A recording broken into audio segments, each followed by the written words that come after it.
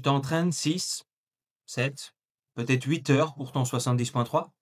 Tu appliques le fameux 80-20, soit 80% facile, 20% à fond, parce que c'est un modèle qui est prouvé scientifiquement, et pourtant, tu as l'impression de stagner. La vérité, c'est que, aussi séduisant que ce modèle puisse paraître, il a été développé dans un contexte qui est totalement différent du tien. Et appliqué mécaniquement par un triathlète amateur tel que toi, avec un volume limité, il peut te faire perdre du temps, de l'énergie, voire freiner ta progression. Je t'explique pourquoi et surtout comment faire mieux dans cette vidéo.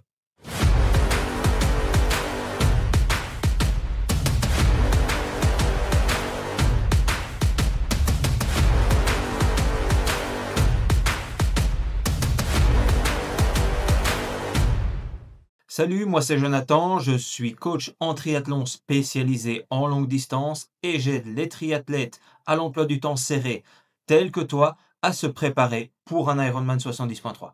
Et d'ailleurs, à ce propos, je t'ai conçu un mini plan d'entraînement de 4 semaines. Il est disponible gratuitement en lien dans la description de cette vidéo. L'entraînement polarisé, c'est une méthode d'entraînement qui consiste à passer 80% de son volume à faible intensité, soit en zone 1 ou 2, et 20% à très haute intensité, soit en zone 5. Donc, pour faire très simple, c'est soit très facile, soit très difficile, et quasiment rien entre les deux. Si je replace ça dans le modèle classique à 6 zones d'entraînement, on devrait passer 80% de notre temps sous le premier seuil et 20% au-delà du deuxième seuil. Je pense que là, on ne peut pas faire plus clair. Ce modèle polarisé, il est très populaire, notamment parce qu'il a largement été étudié chez les sportifs de haut niveau. Et dans ce contexte, il fonctionne très très bien. Mais ce qu'on oublie souvent, c'est que dans la majorité des études qui ont montré l'efficacité de ce modèle, les athlètes étudiés s'entraînent à des volumes horaires conséquents. On parle de profils qui font plus de 25 heures par semaine en ski de fond ou plus de 10 heures par semaine en course à pied. À ces volumes-là, les 80% d'endurance de base représentent déjà un volume conséquent d'entraînement. Mais quand on applique la même distribution pour un athlète qui s'entraîne 6 à 7 heures par semaine, on tombe à 5 heures, 5 heures et demie d'entraînement en endurance fondamentale et 1 heure, maximum 1 heure et demie à haute intensité. Et encore, cette intensité, souvent dans une zone extrême comme la zone 5, ce qui est très éloigné de ce que l'athlète doit tenir durant son 70.3. Bon, il n'existe pas à ma connaissance une étude qui démontre que ce modèle polarisé ne fonctionne pas en dessous d'un certain nombre d'heures d'entraînement par semaine, mais ce qu'on observe, c'est que les études positives sur le polarisé sont systématiquement faites à volume élevé, et que dans des contextes à volume moins élevé, d'autres modèles d'entraînement semblent souvent plus efficaces ou plus réalistes. Donc ici, le problème, ça n'est pas le polarisé en soi, c'est de l'appliquer mécaniquement, sans tenir compte de ton passif, de ton volume disponible, de ta capacité à encaisser l'intensité ou même de la spécificité de ton objectif. Et en réalité, la bonne question à se poser, ça n'est pas est-ce que je dois faire du polarisé ou non, mais plutôt quelle répartition des intensités va me permettre de progresser, de récupérer et de coller aux exigences de ma course. Si tu t'entraînes 6-7 heures par semaine, tu passes 80% de ton temps, soit 5 heures, 5 heures et demie, en endurance facile. Et le reste, tu t'exploses en zone 5. Et en plus de ça, tu oublies complètement les intensités que tu dois tenir en course.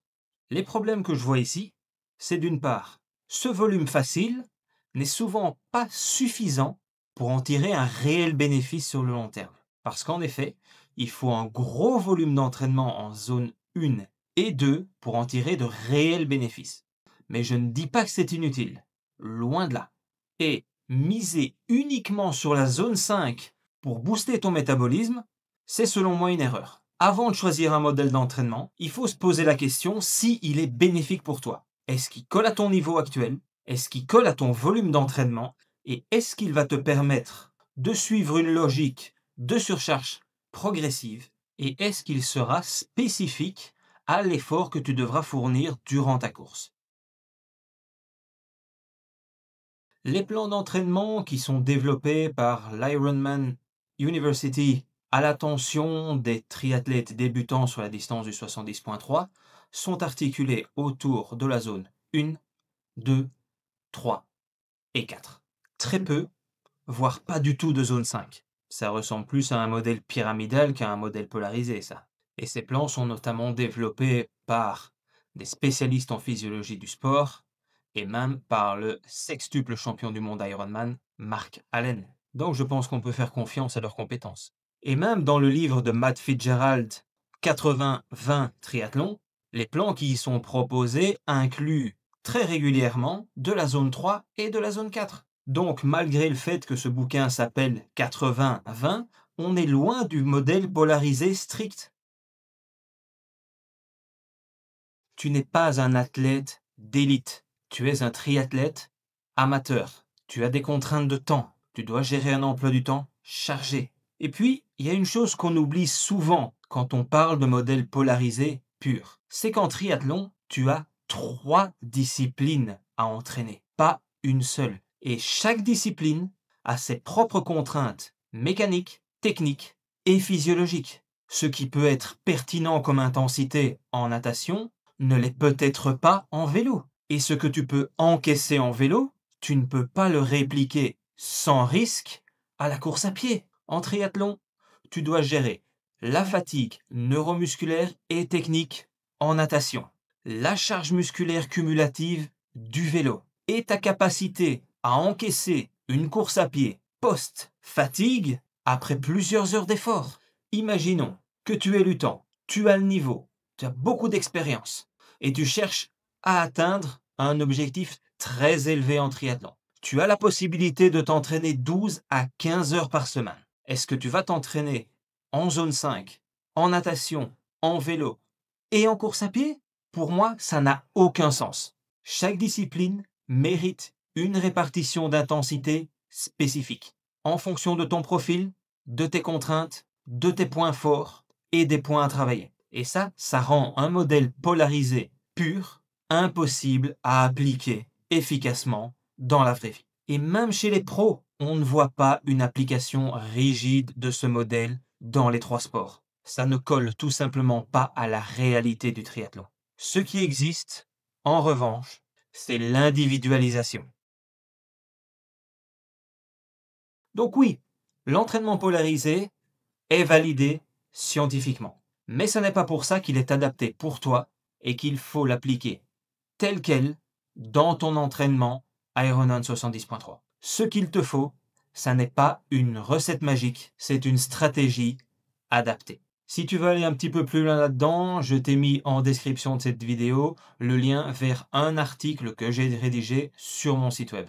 Je t'ai également mis en référence toutes les études que j'ai pu consulter. Si cette vidéo t'a été utile, n'hésite pas à la liker et partage-la si tu penses qu'elle peut être utile à quelqu'un d'autre. Abonne-toi et active la cloche parce que toutes les semaines, je publie une vidéo de conseils de préparation à l'Ironman 70.3. Et d'ici à la prochaine vidéo, je te souhaite un max de plaisir durant tes entraînements. Ciao!